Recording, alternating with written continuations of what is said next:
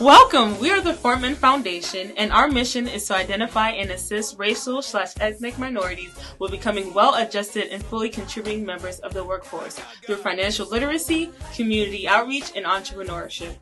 Our vision is to provide a spiritual anchor for young adults.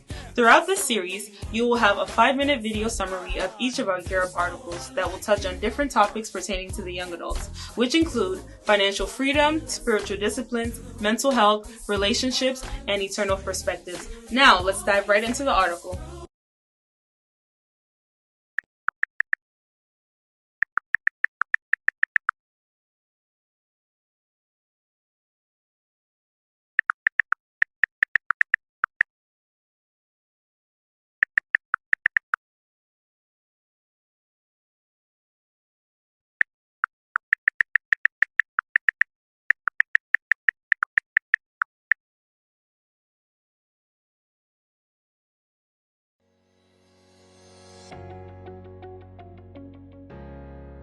Do you find yourself year in, year out setting financial goals or setting resolutions in general but never follow through with them? Well, in today's article, we talk about the difference between someone who sets an action plan in place to accomplish your goals versus someone who doesn't.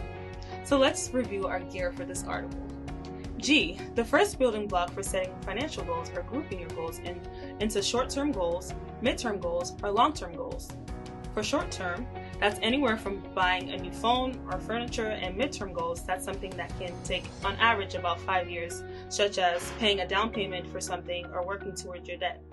And lastly, our long-term goal is something that can take approximately 5 years or even longer to achieve. E, expectations matter. Why is setting financial goals important? Well, simply put, having financial goals changes how one sees and spends money. Every dollar wasted sets you back from achieving financial freedom. A saying that I have is, tell your money where to go, or else it will tell you where it went. So tell it where to go, such as the various goals mentioned before. A, aligning our vision with reality and steps to setting financial goals. The first is determining what needs to be accomplished and write them down. You know, with this generation, we tend to develop a laundry list of all of our dreams and fantasies of what we want to do one day. We need to determine either what matters most to us or what can lead us to financial freedom. Write them down and keep it somewhere you can see daily. To make it smart, this means making your goals unambiguous. That is specific, measurable, achievable, relevant, and timely. Don't just leave it to wishful sayings like, oh, I would love to have a lump sum of money before Thanksgiving. Rather say, I will save $500 in 5 months to buy, let's say, a laptop, or you fill in the blank. Third, sort your goals into realistic categories. Group them into short-term goals, midterm, and long-term based off of the definitions we covered. We also talked about having a realistic budget. Have a very clear picture of how much you make in a month, how much you spend, and figure out where the money to fund your goals will come from. Write them down and stick to it. 5. Set milestones and deadlines and attach time frames to your goals and monitor your progress. Make sure that you are hitting certain benchmarks. If not, evaluate what you're doing wrong. R, race to the finish line. Having a financial finish line is important in setting limits on one's salary in the area of spending, savings, and investments. There are 2 types of financial finish lines. In this article, the first one is a spending finish line and the second one is the wealth finish line.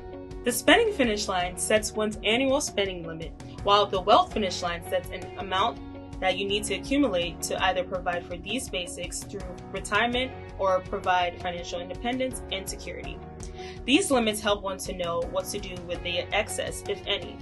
Lastly, financial finish lines will guide you to find the balance between saving and generosity. Every race should have a target, and that target is the finish line.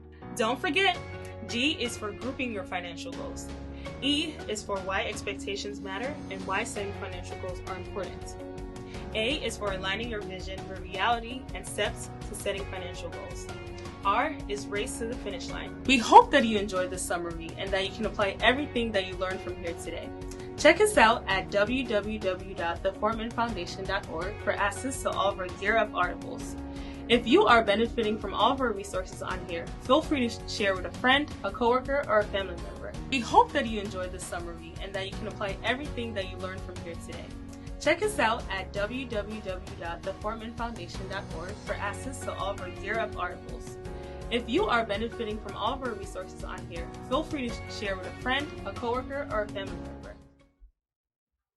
It is very important to understand that the topics covered in all of our modules should be applied in the context of relationships, eternal perspectives, spiritual disciplines, financial freedom, and mental health. Finally, we want to leave you with these 5 important questions that will change your life. Do you have a spiritual belief? To you, who is Jesus? Do you think there is a heaven and a hell? If you die right now, where would you go? If what you believe were not true, would you want to know? Join the movement now and take charge of your life. We hope you have an awesome day. See you next time.